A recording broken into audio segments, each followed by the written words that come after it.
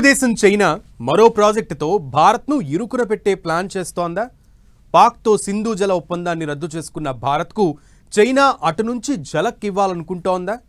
బ్రహ్మపుత్ర నదిపై China mega dam కట్టి భారత్ ముందు డేంజర్ సిగ్నల్స్ పెట్టాలని కుట్రలు పన్నుతోంది.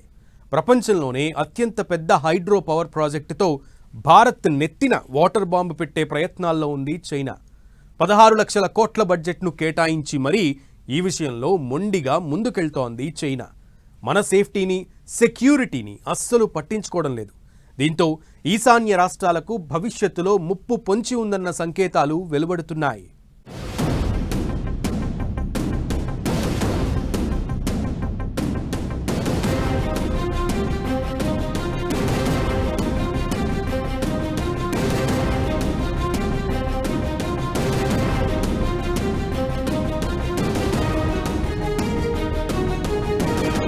బ్రహ్మపుత్ర నదిపై చైనా మెగా డ్యామ్ కుట్రలు. డ్రాగన్ హైడ్రో పవర్ ప్రాజెక్టుతో భారత్కు ముప్పు తప్పదా? ఈశాన్య రాష్ట్రాల నెత్తిన వాటర్ బాంబు పెడుతోందా? మొండిగా డ్యాంను కడుతున్న డ్రాగన్ కంట్రీ 16 లక్షల కోట్ల బడ్జెట్తో ప్రణాళికలు. చైనా మరో భారీ ప్రాజెక్టును మొదలు పెట్టబోతోంది. ప్రపంచంలోనే అత్యంత భారీ జల విద్యుత్ ప్రాజెక్టు నిర్మాణానికి వడివడిగా అడుగులు వేస్తోంది డ్రాగన్ కంట్రీ. ఇప్పటికే ఈ ప్రాజెక్టు పనులు ప్రారంభమయ్యాయి.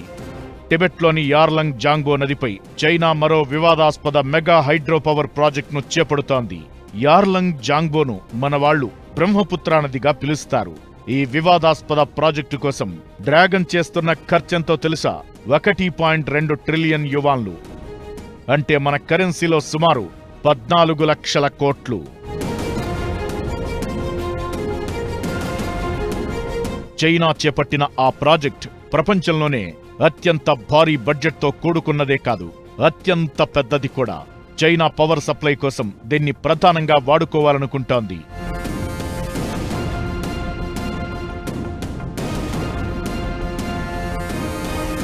గతంలో త్రీ గోర్జెస్ డ్యామ్ అని అతిపెద్ద ప్రాజెక్టును కట్టింది పొరుగు దేశం. కానీ ఈసారి కడుతున్న ప్రాజెక్ట్ త్రీ గోర్జెస్ డ్యామ్కు 3 రెట్లు పెద్దది. దీని ద్వారా 300 మిలియన్ కిలోవాట్ అవర్స్ విద్యుత్ను ఉత్పత్తి చేయాలన్నది చైనా లక్ష్యం. బ్రహ్మపుత్ర నది గ్రేట్ బెండ్ అని పిలిచే ప్రాంతంలో చైనా ఈ మెగా హైడ్రో పవర్ ప్రాజెక్టును కట్టబోతోంది. గ్రేట్ బెండ్ అంటే భారీగా వంపు తిరిగిన బ్రహ్మపుత్ర నదీ పరివాహక ప్రాంతమని అర్థం. ఇక్కడ 2000 మీటర్ల దిగువకు బ్రహ్మపుత్ర నది ప్రవహిస్తుంది. తక్కువ దూరంలో నిటారుగా నీరు కిందకు పడటం వల్ల ఇక్కడ జల విద్యుత్కు అవకాశాలున్నాయి.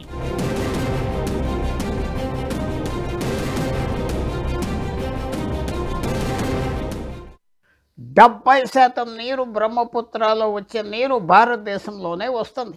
అందువల్ల ఎంత నీరు ఆపినా బ్రహ్మపుత్ర చైనాలో మనకు నష్టమే లేదు. దాంతోపాటు ఇప్పుడు వచ్చిన విషయం ఏంటంటే, అక్కడి నుంచి సడన్గా నీరు వదిలిస్తే వరదలు వస్తాయంటే భారతదేశం ఆల్రెడీ మన ఏరియాలో డ్యామ్స్ కట్టి ఏమన్నా వరద సడన్గా వస్తే ఆఫ్ చేయడానికి అంతా చేయడానికి రెడీ అయిపోయాం. భారతదేశంలో 3000 కిలోమీటర్లు ఉన్న బ్రహ్మపుత్రం 1000 కిలోమీటర్లు ఉన్నది మనకు సరిపడుతుంది. ఎవరైనా నష్టపోతారా అంటే అది బంగ్లాదేశ్కి తీరని నష్టం జరగచ్చు చైనా చేసే యాక్టివిటీస్ అని. ఈ మెగా ప్రాజెక్టులో మొత్తం 5 డ్యాంలు ఉన్నాయి. టిబెట్లోని నైంచి నగరంలో భారీ స్థాయిలో విద్యుత్ ఉత్పత్తి చేసేందుకు దీన్ని చేపడుతున్నారు.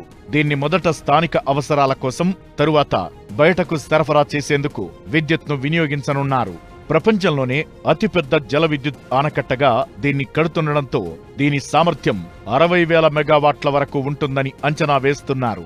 ఇది ప్రపంచంలోని ఇతర హైడ్రో పవర్ ఆనకట్టలతో పోల్చితే చాలా పెద్దది. చైనాలోని త్రీ గోర్జెస్ డ్యాంకు 3 రెట్లు ఎక్కువగా దీన్ని నిర్మిస్తున్నారు.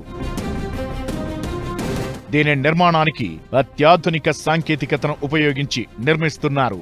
ఇది హిమాలయ సంక్లిష్ట భూభాగంలో ఉంది. దీంతో ఈ భారీ నిర్మాణం కోసం అత్యాధునిక ఇంజనీరింగ్, ఇతర సాంకేతిక సహకారాన్ని ఉపయోగిస్తున్నారు.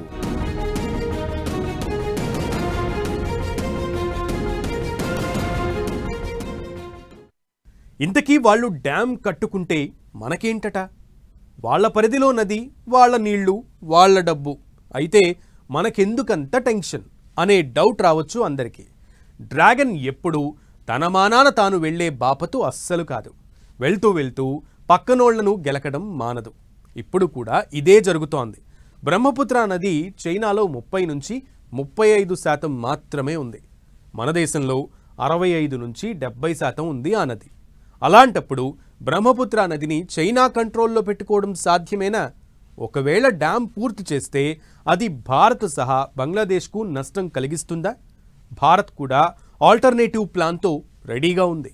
అరుణాచల్ ప్రదేశ్కి ఎగువన, టిబెట్కు దిగువన మరో పెద్ద డ్యాం నిర్మించి చైనా కుట్రలను తిప్పికొట్టే ఆలోచనలో ఉంది భారత్.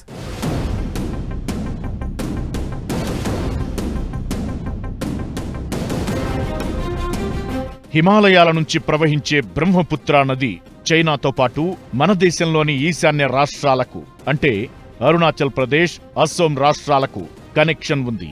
ఈ ప్రాంతం దిగువగా ఉంటుంది. టిబెట్ ఈశాన్య రాష్ట్రాలకు ఎగువన ఉంటుంది. అక్కడేదైనా పెద్ద ప్రాజెక్టు కట్టి నీళ్లు నిల్వ చేశారంటే మన నెత్తిన వాటర్ బాంబు పెట్టినట్లే లెక్క.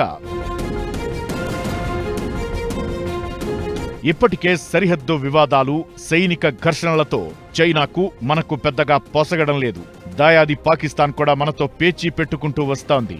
ఇలాంటి సమయంలోనే చైనా తన మెగా హైడ్రో పవర్ వాటర్ ప్రాజెక్టుకు శ్రీకారం చుట్టడం ఎక్కడలేని అనుమానాలకు తావిస్తోంది. పైగా హిమాలయాల్లో టిబెట్ నుంచి అరుణాచల్ ప్రదేశ్కు నది గమనంలో వంపు తిరిగే చోట ఈ డ్యాంను నిర్మిస్తున్నారు. ఈ భారీ డ్యాం నిర్మాణం వల్ల ఇక్కడి భౌగోళిక ప్రదేశానికే కాదు, పర్యావరణానికి తీరని నష్టం కలిగే అవకాశముంది. దీనివల్ల అరుణాచల్తో పాటు అస్సాం రాష్ట్రాలపై ప్రతికూల ప్రభావం పడుతుందనే ఆందోళనలు వ్యక్తమవుతోంది. ఒకవేళ రెండు దేశాల మధ్య సంఘర్షణ సంభవిస్తే చైనా ఈ భారీ డ్యాం నుంచి ఒక్కసారిగా నీటిని విడుదల చేసే అవకాశాలు లేకపోలేదు. అదే జరిగితే భారత్లోని భూభాగాలకు ఎనీ టైం ముప్పు పొంచి ఉంటుంది. అరుణాచల్, అస్సోం రాష్ట్రాల్లోని భూభాగాలు పెద్ద ఎత్తున ముంపునకు గురయ్యే అవకాశముంది.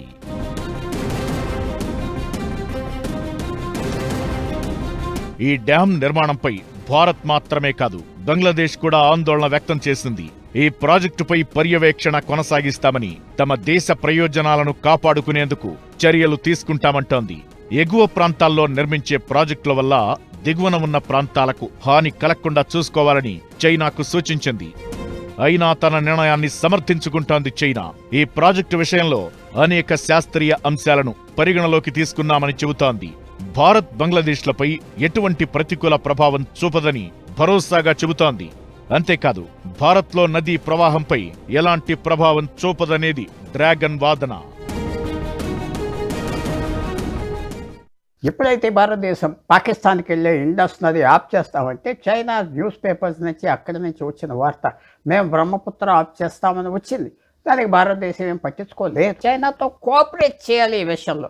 ఎందుకంటే మనకి పాకిస్తాన్కి ఇండస్ నది మీద మనకి పాకిస్తాన్ దొరికారు కాబట్టి ఈ విషయంలో భారతదేశం పాజిటివ్గా వ్యూ చేసుకుంటే మనకి అసలైన శత్రువు పాకిస్తాన్కి ఇబ్బంది పడే పరిస్థితి మాత్రం వస్తుంది. డ్యాం నిర్మాణంతో మరో నష్టం కూడా ఉందని పర్యావరణవేత్తలు అంటున్నారు. ఇది హిమాలయాల పర్యావరణ సమతుల్యతను దెబ్బతీసే ఛాన్స్ ఉందని చెబుతున్నారు. ఈశాన్య రాష్ట్రాల్లో జీవ వైవిధ్యం చాలా మెరుగ్గా ఉంటుంది. అయితే డ్రాగన్ ప్రాజెక్టుతో ఈ బయోడైవర్సిటీ ఖచ్చితంగా దెబ్బతింటుందని చెబుతున్నారు. పైగా చైనా భారత్తో ఎలాంటి సమాచారాన్ని పంచుకోకుండా ఈ ప్రాజెక్టుకు శ్రీకారం చుట్టడం పలు అనుమానాలకు తావిస్తోంది.